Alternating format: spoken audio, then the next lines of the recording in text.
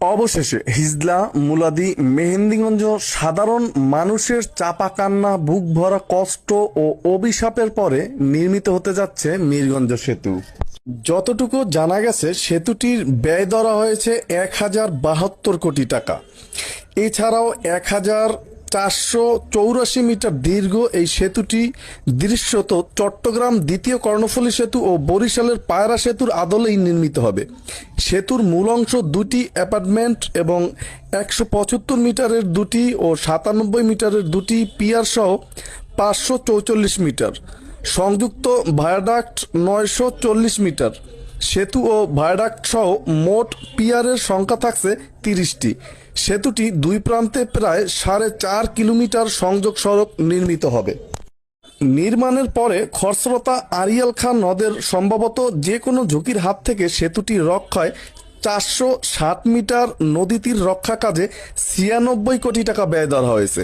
এছাড়াও সেতুটির প্রায় 4.5 কিলোমিটারের সংযোগ সড়ক নির্মাণে 21 হেক্টর ভূমি অধিগ্রহণ ও 93 কোটি টাকা বরাদ্দ রাখা হয়েছে।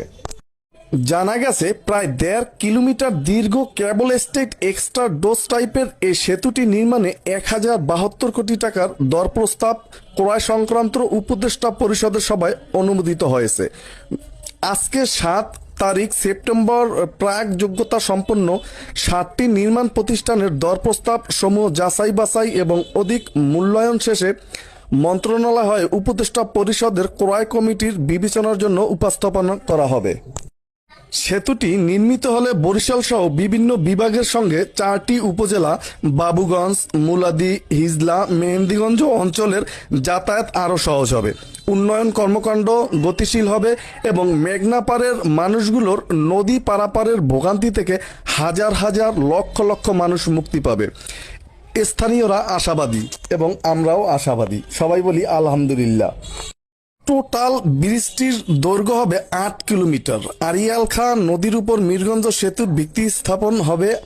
সর্বোপরি বলতে চাই, অতি দ্রুত ব্রিজটির কাজ যেন সম্পূর্ণ হয়ে যায়, তাহলে আমরা সাধারণ পাবলিক মুক্তি পাবো। কারণ এটা এমন একটা ঘাট যেটা ইতিমধ্যে অনেকেই অবগত আছেন, বহুত গাড়ির ড্রাইভার এখানে মার খেয়েছে, সাধারণ যাত্রীরা মার খেয়েছে এবং 50 টাকার ভাড়া এখানে 300 থেকে 400 টাকা নেওয়ারও অভিযোগ রয়েছে।